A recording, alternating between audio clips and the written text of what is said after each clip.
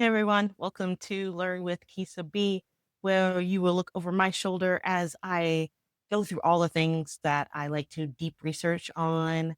Every day I have a different thing that is in my mind, either because of the news or my personal life or things that people ask me, um, conversations I'm having with close friends, things that I read, podcasts I follow, whatever it might be. You're going to be here with me learning right along the way. So let's get into it. I've been really following what are investors that are in the Gen X, Millennial, Gen Z realm. What are we getting into? What are some of our favorite things to invest in? What are our trends, our habits, our risks? As during these times, and things are always been a bit shaky. The stock market, we always knew we weren't going to get the same returns as our parents, possibly. So, how could we diversify or look at different ways?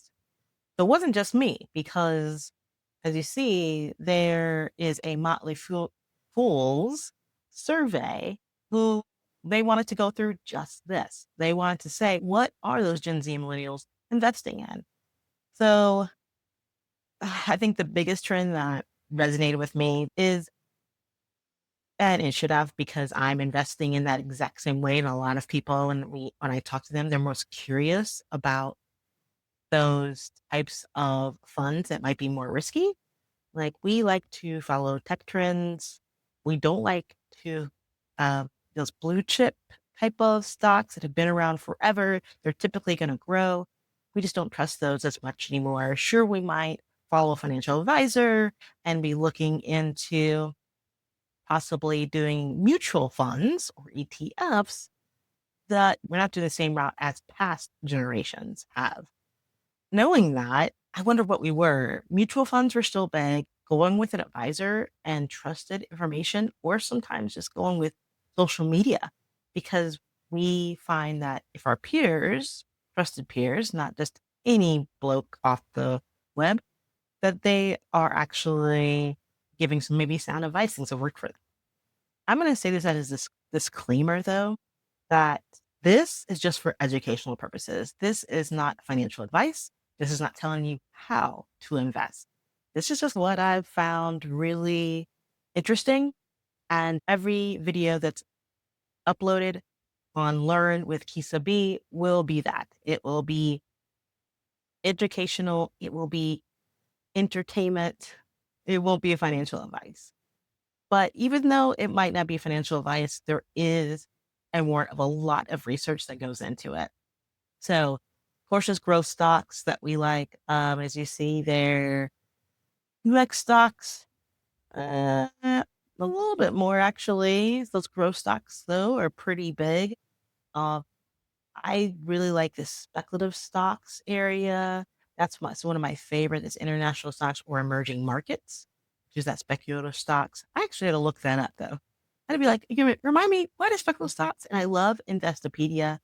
They're one of my favorite places to find information. My dad turned me on to them over a decade ago, and it, it's really changed how much more confident I am when I'm looking for different things to invest, or just questions I might have. Everything from crypto to what are trends to what's the language, the everyday language that might be very industry jargon, but it's not good for layman's. Investopedia really has really helped me. So I recommend checking them out. I read an article and heard an actual podcast about it as well, about what the top 10% of millennials are investing in. And one of them, those things, was fine art. And I thought that was pretty cool. I personally am an art lover, but never really thought about um, how the everyday person can really invest in art, no matter if you're curating your living room and wanting to put some really nice pieces and seeing what can happen with them if you want to think of it as your overall investment, or your overall portfolio is part of that artwork. Well, guess what? It's become so much easier for everyone. couple things that I found first was this article here where it kind of breaks down the easy ways to invest in art, even as a beginner. Perfect. And it says, what is fine art and why are people investing in it? A 7.6% return isn't that bad. So I kept going. They're talking about even investing small pieces in very big ones. Again, like you would do like an ETF or a mutual fund, which I thought was fascinating. So one thing was one platform that I found really encouraging was Masterworks, and their mission really resonated with me as well. See that to make our mission, Masterworks, our mission is to make art investable to all. I like it. So investing in some of those big names, wow, but that looks like your standard portfolio that you might find on other platforms. Fascinating. Yeah, talk to me about how it works. Let's see, an art, your email address. We select the artists. And we purchase the art. Okay. The artwork. We file and qualify and offer SEC following anyone to invest. Okay. Sales team sells the painting. Interesting. Sell your shares on the trading market. If you have any comments about this or know I've actually used this platform, please feel free to add those comments because I'm really curious about exactly how this works. This is something that I haven't utilized. I've had some friends use some other platforms, but not that one in particular. This is also from Agricultural Digest. Okay, okay. Um, oh, how to put like artwork in your house. It's like curating your home with fine art. Well, they recommend for originals Art Finder. Let's check out Art Finder. I think it's this one right here. Yeah, it is. Okay. Original art for sale. Right on. Hmm. I think one thing that I read was for us to consider doing our research first, kind of like anything, any business you invest in, any stock you're looking to go with, do your research, what artist you're interested in. They always say invest in younger artists or at least artists that are still alive because their artwork is definitely going to continue with value. Only as they get older, they do more work, it gets in people's hands. Um, Maybe they have some pieces that are extremely rare that you might really like to follow, maybe get for a great price, and then they pass away and they blow up even more. That's what happened to a lot of the old artwork. And that's also too, you can invest with your values.